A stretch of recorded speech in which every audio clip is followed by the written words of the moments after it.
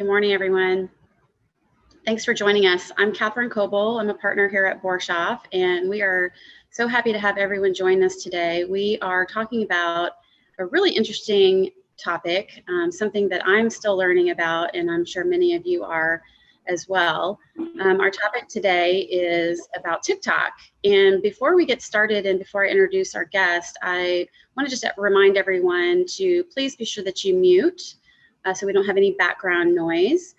And if you do have a question today or an observation, maybe you have an experience related to the conversation we're going to have, we'd love for you to share that, talk through that with the group. We really like to think of Shoff Chat as a conversation, a chat.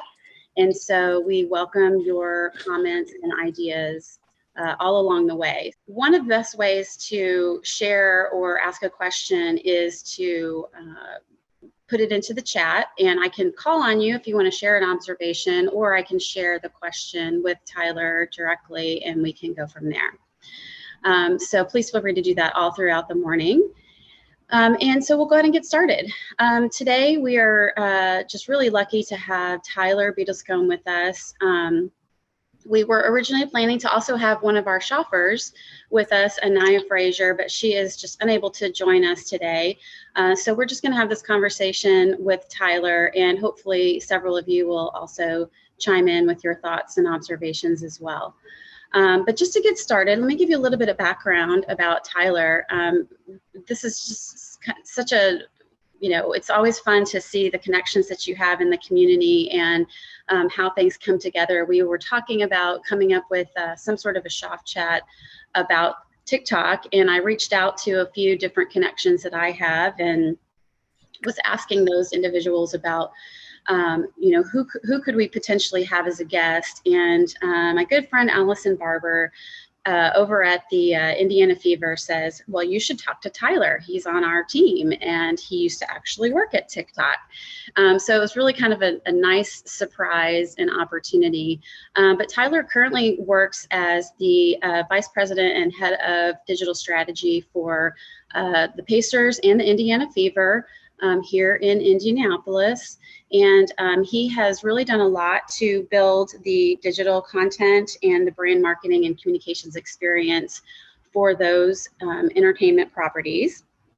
But he comes to us, to the Indianapolis market after a stint at TikTok, but he also has had some experiences at Fox Sports and also with the Oakland Raiders. And so he's very well versed not only in TikTok, but in sports and entertainment and in brands and what they're doing in various social platforms. So Tyler, welcome. Thanks for joining us today. Thanks for having me. I'm excited to be here, and you'll all learn very quickly. I can talk about social content and TikTok for days. And so, no, I really appreciate being here. Great. Well, just to kind of set the stage, one of the things that when we put this together in the description, the way we really described it was obviously TikTok is an emerging platform.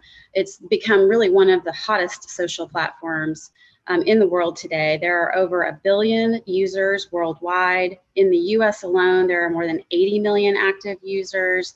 And the interesting fact here is that about 60% of those are Gen Z. So it's clearly skewing toward the younger generations. But we also know this really interesting fact about the average TikTok user is spending a whopping 95 minutes a day on the platform. That just seems almost crazy to think about the amount of time people are investing in their interaction with one particular platform. I would love, Tyler, for you to just give us a little bit of your background. I mentioned earlier that you come to the Pacers Sports and Entertainment by way of TikTok. So tell us a little bit about that experience. Yeah, so I worked for TikTok for about 2 years during some really exciting growth phases. Started in 2020, left earlier in 2022 this year, but really was responsible for global growth marketing, get more people on the platform across the globe, but certainly had a big North America focus, just being in Los Angeles. But how do you build out a content ecosystem that services 1 billion plus people? or how do you first grow it to 1 billion plus people, but really expand these content categories. TikTok's had this really interesting evolution where it started as the Musical.ly app years ago, but rebranded about 5 years ago as TikTok. And it's had this kind of shaken identity of a dance app. And it really is not a dance app. It's not even a social platform. It's an entertainment platform, as kind of evidenced by that 95 minutes per user session that is an average. People are basically sitting down and watching the equivalent of a movie length feature, but they're just watching it in tons of videos. And we wanted to make sure that we're marketing to the world just how much value there is on TikTok. It could be insurance tips, it could be how-to cooking videos, it could be cleaning hacks, it could be interior design inspiration, just really sharing the breadth and volume of content that's on TikTok and the amazing communities within. That was a lot of my focus there. I worked with a lot of brands in sports, of course, since I have a background there, but I worked with a lot of musicians too to create music experiences within the app, and that was a great experience. But really just growing the global community, helping brands understand the different ad tools and just the content ecosystem at large, and how they should be approaching a platform that is a little different than other ones. It has some unique characteristics, and helping share that success on TikTok isn't as daunting as it can seem if you haven't opened the app yet. That's great, Tyler. Thank you. And so, as we think about TikTok, and really it's not dissimilar from how things have happened with other platforms like Facebook and Instagram. Those platforms all became very popular with consumers. And of course, as that consumer popularity grew, the brands want to get on board. So tell us a little bit about the introduction or the evolution of brands using TikTok as a platform, and is it really the right platform for brands? What's your thought on that? I think with any platform, you certainly need to evaluate, the audience and should your brand be there. But to me, the very cliche and short answer is you fish where the fish are, and there are a lot of people on TikTok. 1 in 4 Americans are on TikTok, and growing faster than any other social entertainment platform to date. You have 1/7 of the world on there, which is a very large, and literally almost half of the world with high-speed internet is on there. A lot like what kind of Facebook did a few years ago. TikTok has this active mission right now to get the internet and high-speed internet in more places, just because that's a limiting factor on how they can grow. It's everywhere. So to circle back, yes, I think brands should be on there because the consumers, the fans of your brand are probably already there. The big thing in determining what your presence should be like on TikTok is really, what do your consumers want? And I think brands have found that it's a great place to be very transparent and very authentic in ways that you don't have, or that you don't necessarily have that same amount of freedom in other platforms. I think about much of like digital marketing will be about like getting reviews and getting your 5-star testimonials everywhere and things like that. But TikTok, what you see from brands that succeed is they're very, very transparent, and they use the lens of the consumer to tell stories. So it could be, I don't know, I'll make up an example actually. Like I think I just bought a new house and I was looking for replacing windows, right? We needed to replace a few windows. And there are many people, in fact, Gen Z uses TikTok as the default search engine now, which is pretty wild, but they might search replacement windows in TikTok and it would pull up local companies and just video experiences. Like, I had a cracked window and who did I call? And it recommends a localized solution there. And it's wild to see that because I think sometimes we think of it just as entertainment, but the utility is there. And so I urge brands, the easy ones are to say, like, if you're a local bookstore, you're a local plant shop, it's very easy to get a lot of attention because you're kind of cool and crafty, and that'll serve in the platform for kind of that wanderlust inspo or localized inspo. But the utility of using TikTok to create content that users are searching for is really powerful. And I think we're just scratching the surface of brands figuring that out, that they don't only have to go on there for fun, but useful, utility-driven information is very powerful. That's a great point. Let's pull on that thread a little bit of authenticity. And so just like with every other platform, some brands do it really, really well, and some brands aren't maybe doing it quite as well as the others. Talk to us a little bit about maybe some of the brands that you see and the ones that you think either by name are doing a good job, or maybe by category, where they might have a little bit of an edge or a little bit more opportunity maybe than another brand. Sure. I'll choose two very different categories. One, I think airlines have done very well on TikTok.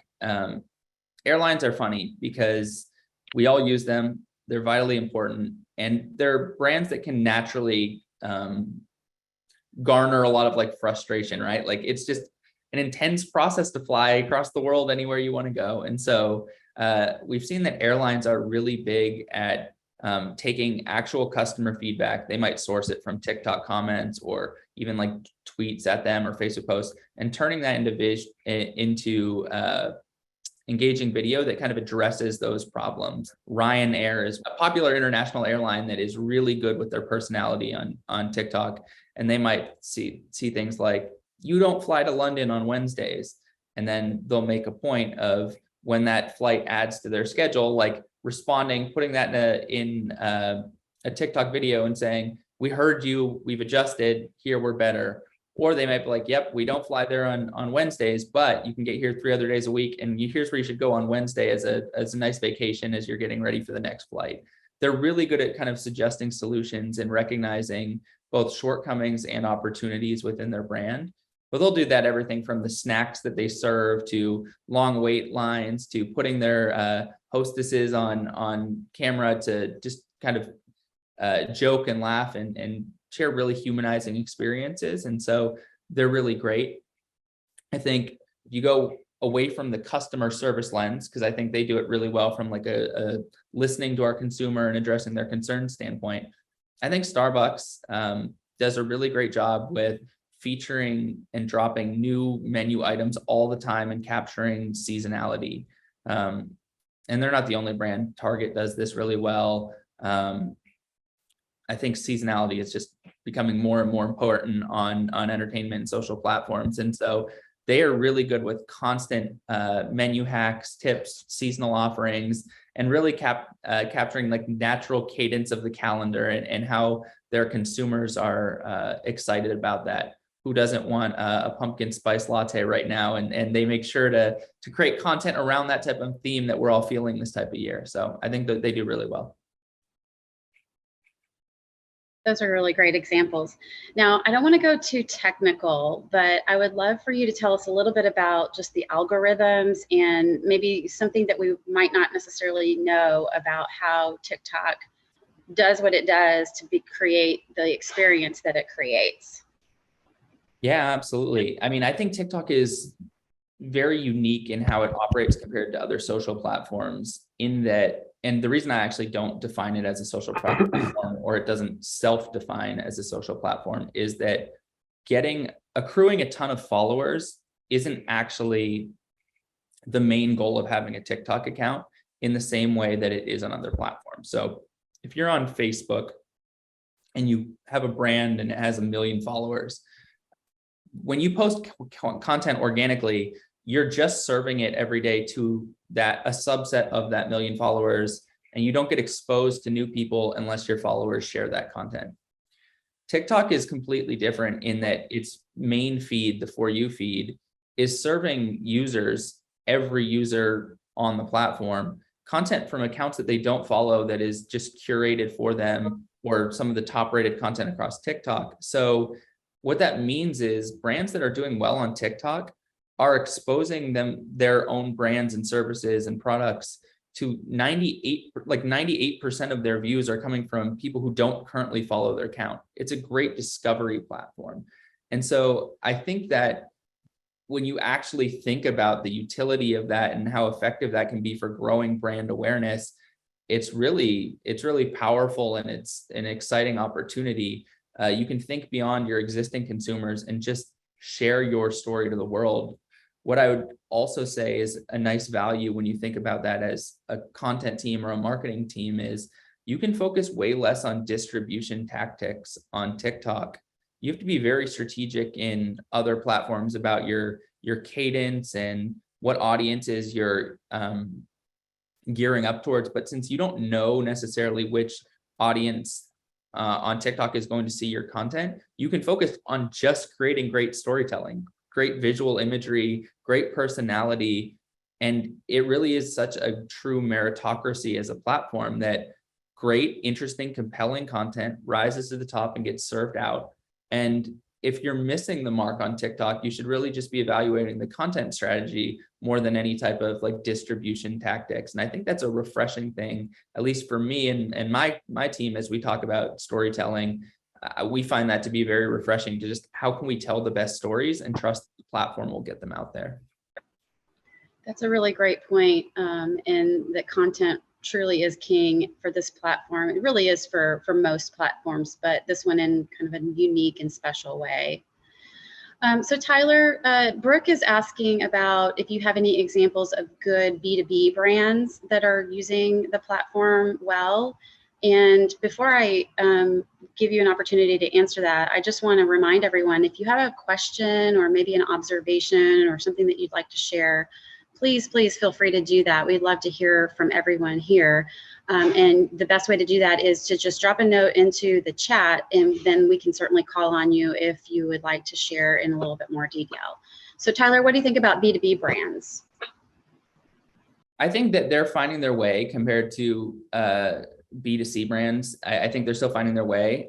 What I think is interesting is that there have been brands that are typically B2C that have embraced and found lanes. So I think like Airbnb was a really interesting one about 2 years ago, where of course their model is get people traveling, get people out. And in the pandemic was tough on travel.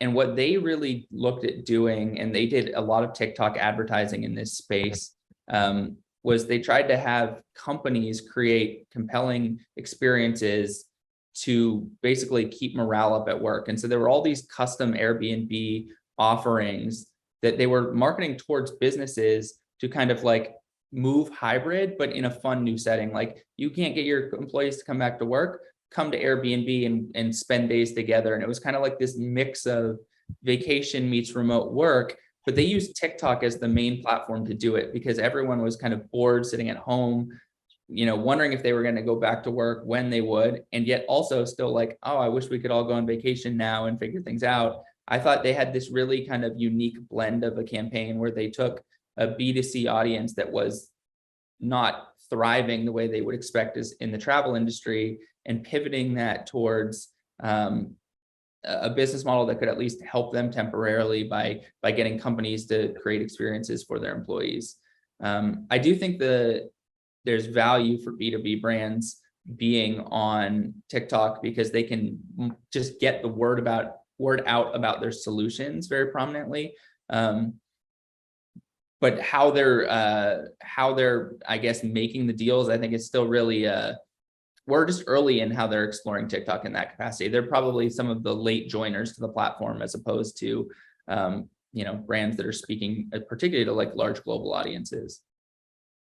Right. So thinking in terms of content, one of the things you and I had talked about previously was just the idea that content, putting people at the heart of your content really is the best strategy when it comes to this platform, because as you said, it is an entertainment platform. It is a personality driven platform. I'd love to hear a little bit more about developing content and how it can stay authentic. Yeah, absolutely. I think the first thing is, and if you open the app and if you spend your 95 minutes a day going through it and watching video, I guess, it's very apparent quickly that first person storytelling is the key. The vast majority of videos are going to be someone looking directly into a camera or holding a phone first person style and telling a narrative like, here is my day, here is what I'm doing with my house, here is what I'm going about, and or here, learn something about me. First person, down barrel, straight into the camera storytelling is so important. And the idea of authenticity within TikTok is just connecting with people and hearing their stories. And so the more you don't need it to necessarily be like a spokesperson for the brand, but the more you can have a face as a regular storyteller on your platform, it really works wonders compared to more like commercial style shoots. What is unique about TikTok is that its ads are really stitched well within the actual organic content feed. And so brands that are using for paid advertising, first person storytelling, it really feels like you're just part of the feed watching another video, and consumers will watch the ad and enjoy it and like it before they even realize it's an ad if it's done right. The brands that haven't had the same level of success in advertising with the platform, they're having a hard time letting go that it just needs to be crafted differently. It's less of your standard just like resizing a 9:16 commercial, but it's still third person view. It's how do we put a person front and center of our product and use it kind of like human testimonials to speak to what we do. That's really, I think, a tried and true, easily repeatable model on TikTok, but it works. Okay, so let's talk a little bit about music and licensing. Ron suggested some things for us to think about. He says, I know that TikTok has approved music that you can use on the platform, but it's extremely rampant that large brands are using the most popular music and sounds to drive exposure. This is a sort of a new thing for large brands who are scrambling and jumping onto songs without licensing agreements. What's the real risk there? And have you heard of any brands or music creators having issues? What do you know about that? Yes, I've actually spent quite a lot of time here, both at TikTok and actually currently at the Pacers and Fever. I think if you get 20 lawyers in a room, you're going to have a spectrum of 20 different opinions on the risk of music within the platform. So a couple things. TikTok has a commercial music library that brand accounts, verified brand accounts, have access to, that are paid for licensed songs for use within the TikTok app. They cover all the licensing for that. There are a couple main things to know about that. They only cover them for as long as their license agreement is for, but if there's a song, say they license a Taylor Swift song in the app, which they'll pay for and insert into their commercial loop music library. If a brand uses that sound, that song in a TikTok, it's covered within the platform, but not if someone exports that TikTok and then posts it on their Instagram. So if you're Nike, you could use the Taylor Swift song in TikTok, but the second you export your TikTok and post it on Facebook, that music license agreement doesn't carry through. And so a key thing to know is if you're using that commercial music library, keep it within the app. And that's very important. Eventually, those license agreements will expire because they'll rotate new music in and out. When that happens, TikTok automatically pulls that music from the TikTok, and so you'll essentially be looking at like an audio-less or a muted TikTok 2 years down the road. But because it's so early in the platform life, not many people have kind of seen that stripping of the music at this point. It's kind of a future problem, but it's happening. I would say this, I've talked to a lot of legal teams about this. There's pretty low risk, minimal risk on anything that is a user generated sound. Many users create, a sound and it's tell me something you didn't know until after you turned 30. And then there's millions of videos created and there's a trend and then people use that sound. We've used sounds like that with our athletes. We have a player who's 33 years old, and it was like, tell me something you didn't know until you turned 30. And he talks about things that he learned in the league as a veteran, as opposed to when he was early in his career. There's very minimal risk with some of those sounds because they're not actually like licensed copyrighted sounds, even though they're being replicated across the app. Commercial music, I will say, like at Pacer Sports and Entertainment, we are very conservative about just music and what we do. And if we don't have an express license for a commercial, a radio style song, we typically won't use that. But that's just because, again, we're in the NBA. We're the type of industry that has its target on its back from music industry. People can come after us for money. I would say for small businesses, it's probably virtually no risk. But again, 20 lawyers might find different places on the spectrum to land there. Right. That is definitely true. Okay, well, we have several other questions I want to share with you. One from Tracy. How do you define success on TikTok, and what kinds of metrics should a brand be looking at? How do you benchmark against a particular standard? Any sort of insights there in terms of measuring for success? Yeah, I mean, of course, this is going to depend a lot on your specific company, brand, industry, all of those things. I'll start with how we're using it at the Fever and the Pacers. We are really looking to build basically brand affinity, and we want our fans or people at large to kind of fall in love with our players and fall in love with our team mission. We have the 3 C's: commit, compete, and contribute, that are values of like the Fever, for example. And so we put a lot of community driven content on our Fever account, how we're out there doing blood drives and food giveaways, and then just having fun at going to local schools and showing up and doing things in the community. For us, it's really about getting the values of our team and our organization out to as many people as possible. So we're using a little more of traditional viewership KPIs, total views, engagement. We want to make sure that our following is growing. So when we're using our team store, we're a lot more focused on direct kind of sales for merch, or we're looking at exploring this season how we do if we can generate any level of ticket sales from the platform to really showcase how the Pacers games are a great experience, and how they can, of course, everyone knows, I guess, what going to a basketball game looks like, but how do we showcase this new facility we're unveiling in the fall with all these different new spaces and an entertainment plaza? And we're really looking to measure some more direct sales via the platform too.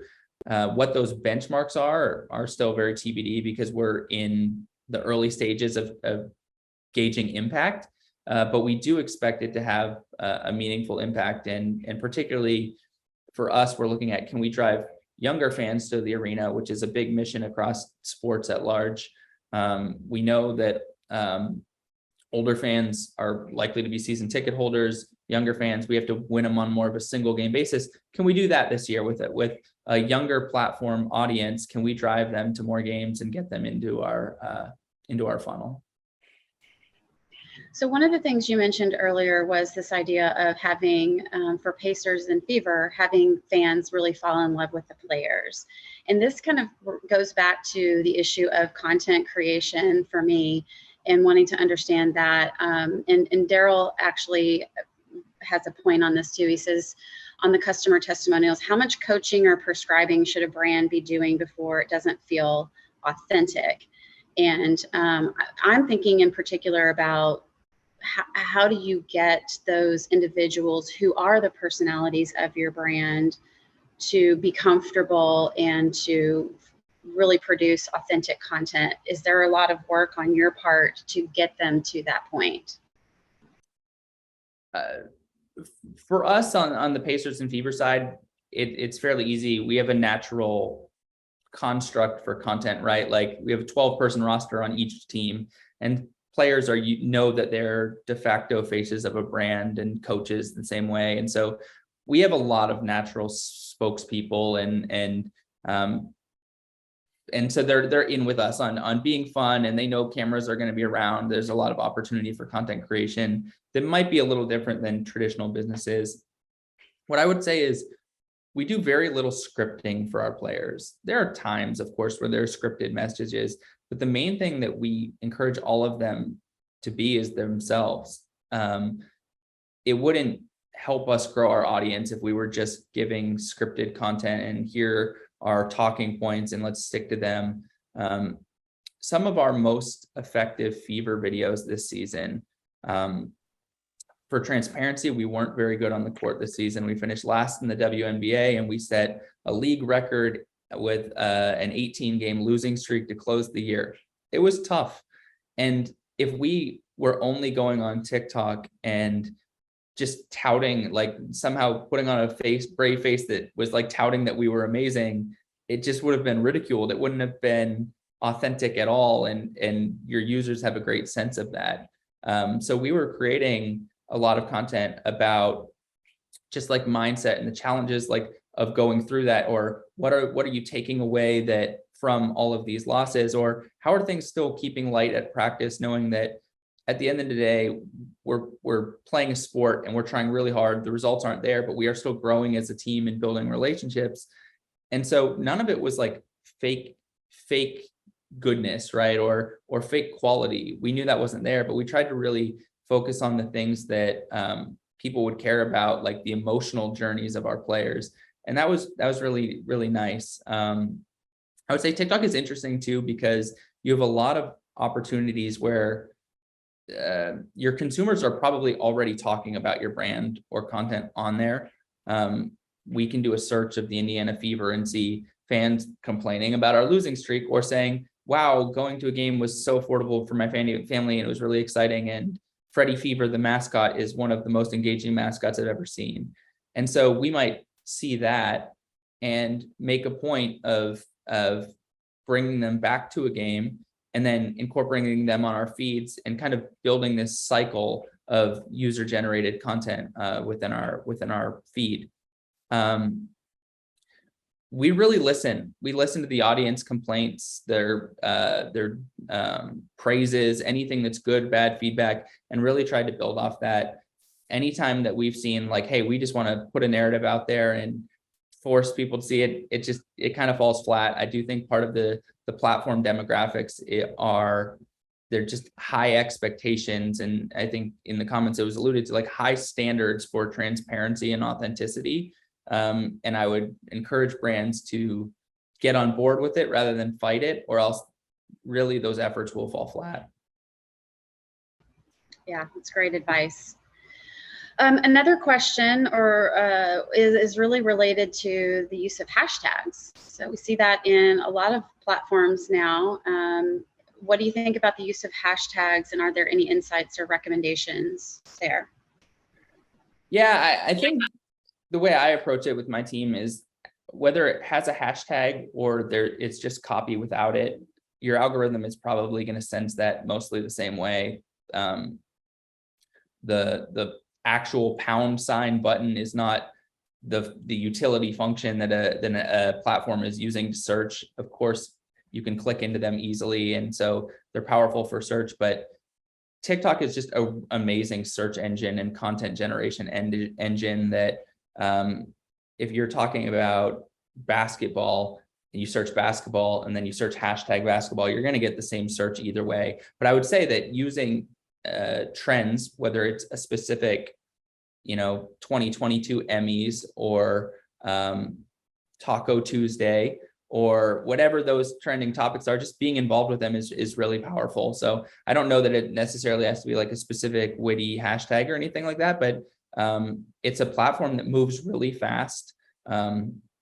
We talked about when I was at TikTok, it was like we move at the pace of culture because we're kind of leading it. Things start on TikTok, trends start on TikTok, and then they kind of matriculate down to Twitter and then Instagram Reels and Facebook weeks later. And so it moves fast, and the idea of staying on top of trending content and happenings, I think will behoove anyone who's trying to create a TikTok strategy. So one of the things you mentioned to me in our earlier conversations was that you have seen some brands actually hiring on their marketing teams specifically for a TikTok manager of some sort. Tell us a little bit about what you think that's about, and if you think that's a good strategy, or just any other insights that you have on that from the marketing staff perspective. Yeah, absolutely. So yeah, we were talking this morning, and I just had been musing on the rise of a lot of TikTok specific job postings in the marketing industry. For a while, it's been, video producer, social content specialist, social media manager, brand manager, very generalized titles. And now I'm seeing a lot of TikTok producer, TikTok specialist, just because the type of content is, again, it's very fast. It's very first person oriented. It's less polished, not in terms of, it doesn't take less work. It's intensive work still, but the look and feel of most TikToks is less polished than a 30-second spot that you're going to see on linear television. And so it's hard to get some of the traditional storytellers who have been doing that for a long time to think, I can let go. I can really let go and make it look raw, and that's going to actually perform better and be well received. So we're seeing a lot of these job postings. I personally, on my team, still am trying to have more of jack of all trades producers that can kind of understand flexing between long form YouTube and short form TikTok, and if we need a TV spot versus a TikTok, how those things are different. I think with any new platform, sometimes you need specialists at the start, but then hopefully everyone kind of broadens to understand them. But it is a really interesting phenomenon right now. And more than anything, I think that rather than the type of content that you've historically produced dictating whether you can do TikTok video, I think the big thing is take the time to just scroll through the app for a day or two. Most people who don't know how to approach TikTok content aren't using the TikTok app. And I think if you literally spend 2 nights scrolling, one, you'll laugh a ton, you'll learn a ton, you'll kind of get it very quickly what the experience is all about and why 1 billion plus people are on the app. But you'll get very quickly a sense of, okay, this is how this style differs from other platforms. And I think that is so powerful. So I think the more people, the more production staff that use the app that aren't now, the less you'll need more specialized TikTok specialist roles. And you can kind of work that within your larger marketing team. What do you think about the repurposing of TikTok content into other platforms? Is that a good strategy, or are there things that could be issues that you mentioned? The music issue is certainly one thing that needs to be considered, but what are other things that marketers should be thinking about in that space? Yeah, I mean, there's always a balance, right? I think most content that is produced at any company, any organization, there's definitely a desire to go cross-platform as much as possible. It's an efficiency. We all do it. You don't want to invest so much in one piece of content for one platform and then that's it. If it has versatility, you should use it. I just think people should really think about how they're cutting, shaping, shooting content for TikTok specifically, and then just maybe reshoot it the same thing the same way in a different format if they're using on other platforms. I don't think that, I mean, the content's engaging, right? The reason people are spending 95 minutes a session again is because it's really fun, informative, smart content. That's the type of stuff that excels everywhere. So I wouldn't say that if it's on TikTok, it doesn't need to be elsewhere.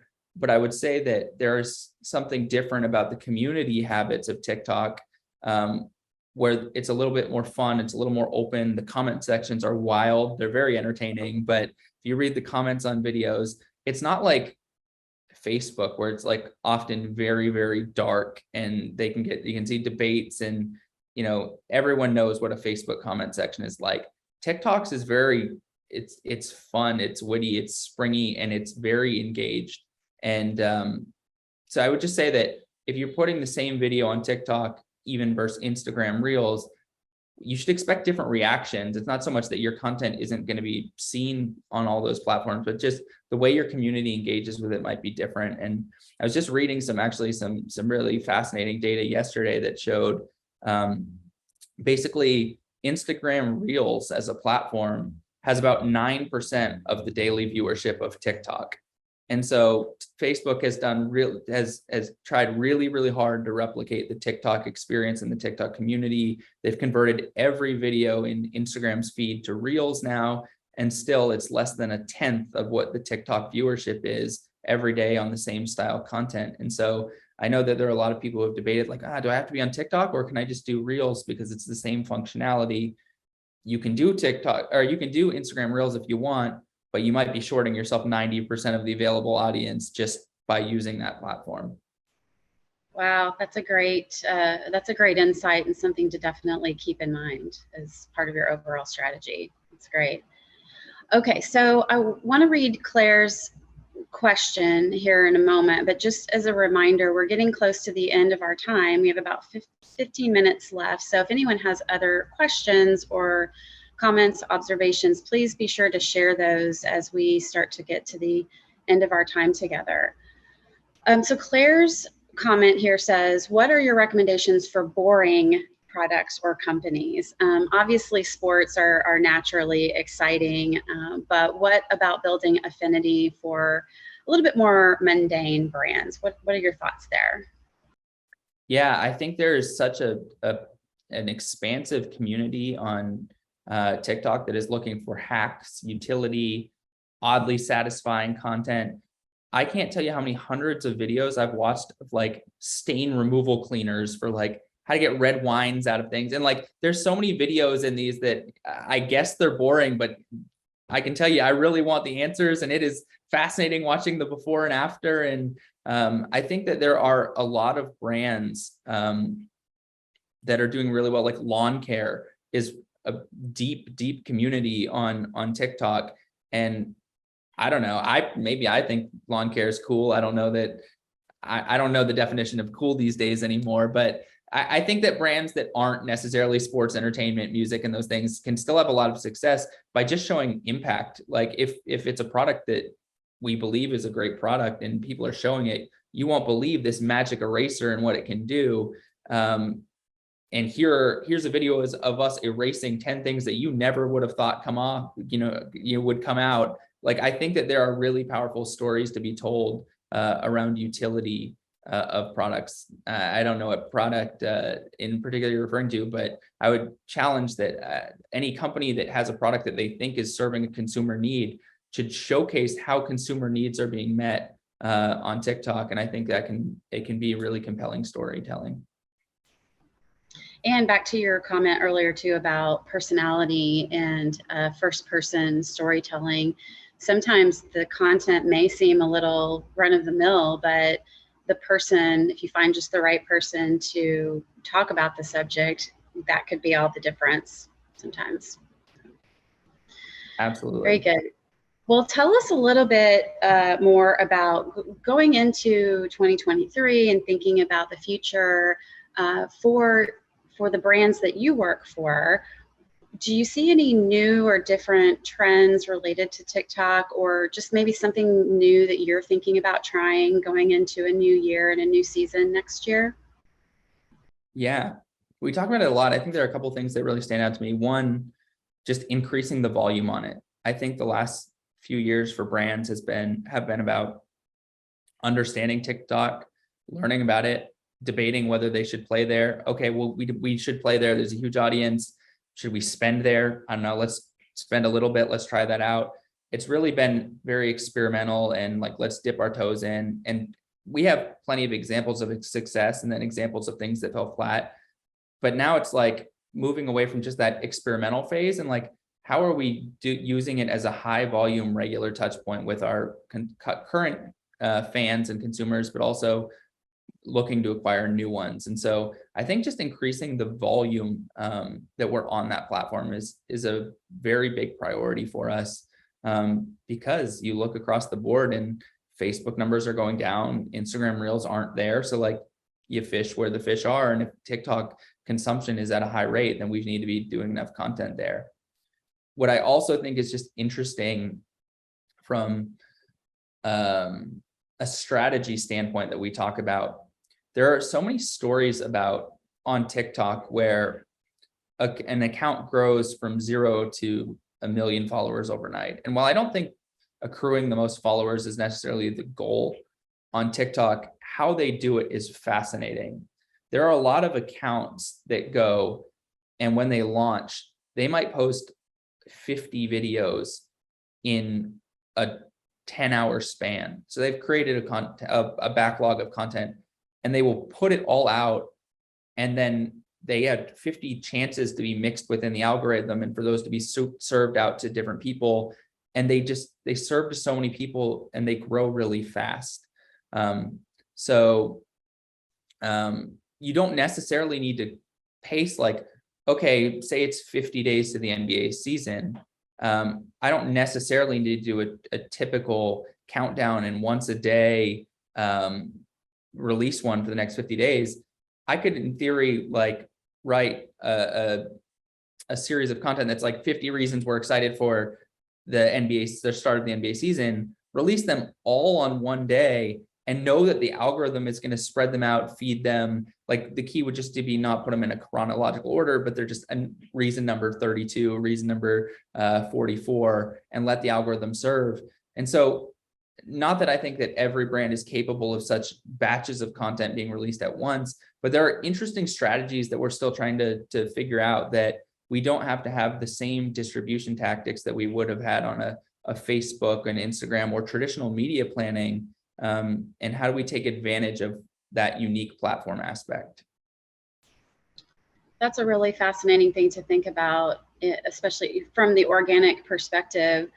But let's talk a little bit about paid advertising. And you touched on it a little bit earlier, but I'm just curious your thoughts on whether or not a paid strategy is worthwhile on this platform, or should brands focus more on organic content first and really get that right? Talk to us a little bit about that mix and what you would recommend.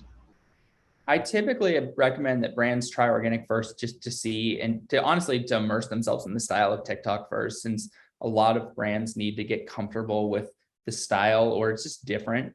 Even if they're conceptually on board with it, it might take a few tries to get it that feel right. So I would always recommend trying organic content first.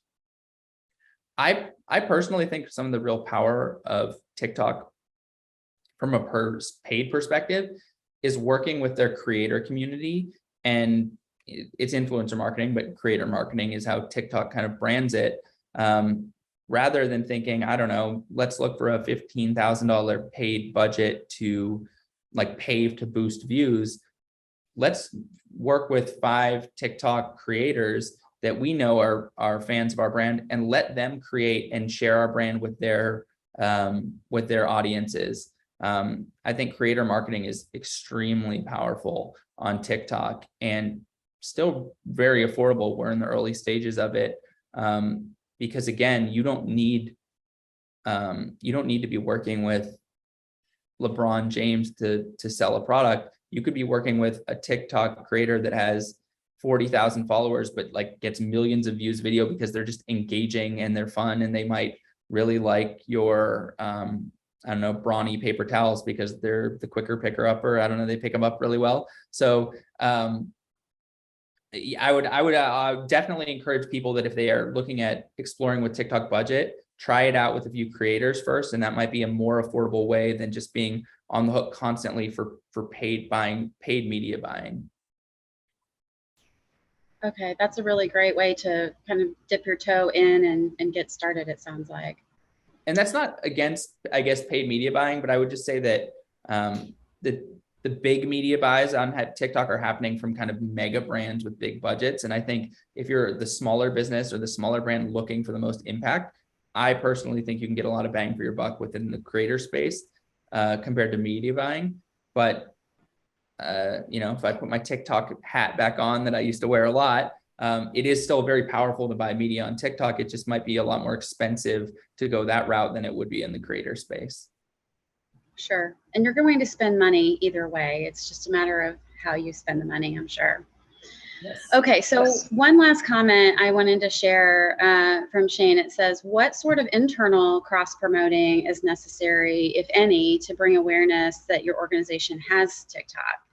We have juggled with posting TikTok videos to Twitter and Instagram Reels to bring that awareness to those audiences, but we just haven't seen a consistent strategy from brands. Any thoughts there?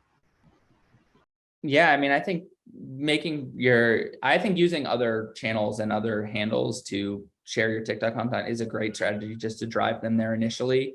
Again, if you want your existing consumers to know that you're creating unique TikTok style content, one of the questions that I always have with this strategy is, are you creating very unique content to TikTok on TikTok? Because then that makes sense to drive your Facebook audience there. But if you're really doing just different versions of the same cut, do they need to be there? So I think that's always a question about the strategy, is like, what are you creating on each platform, and are they firmly distinct?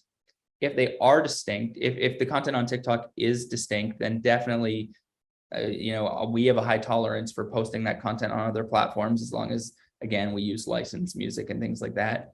And then what I would really say, though, is, again, the discovery aspect of TikTok is about exposing your brand to new audiences that you don't already have captured on other platforms. So while I would love to have the same fan following the Pacers on Instagram, Twitter, Facebook, Snap, YouTube, TikTok, it's the same fan at the end of the day. Whereas if I have this unique TikTok strategy and my content is being exposed to 90+% of people who aren't already following us, that's a great chance to capture a new audience. And so I'm less concerned myself with converting traditional audiences that we already have. We can speak to them on those other platforms if we want, and really trying to focus on fans that we wouldn't normally get. Right, that's great insight. Well, I want to go ahead and start to wrap us up here. We only have just a couple more minutes left. And I just want to say, first of all, thank you. This has been such an interesting conversation, and so many different angles to think about with this platform and what it can bring to a brand. So thank you, Tyler, for joining us today. Also, I just would love to remind everyone that we will have a recording of today's session available shortly after today's program, and we will be sharing the link with those who registered. We will also have a summary blog with the replay on our Shoff blog, and so we just invite you to check that out or to share it with others who might be interested in this topic. And Tyler, thank you so much. Do you have any parting thoughts for our marketing friends who are on today related to TikTok and TikTok success? Yeah, well, first of all, I would say thank you for having me. I mean, this is a lot of fun. I certainly appreciate being here. And my lasting thoughts on TikTok are, it is such a fun platform. If you have not spent the time and you're wondering and you're curious, download it, get on it. You don't have to spend long. In a matter of days, you'll probably be hooked. You might be sending them to your family and friends and saying like, wow, this is something I learned that was amazing. I just saw this and it was incredible. It truly is an engaging content experience. It's not an accident that it's exploded onto the scene.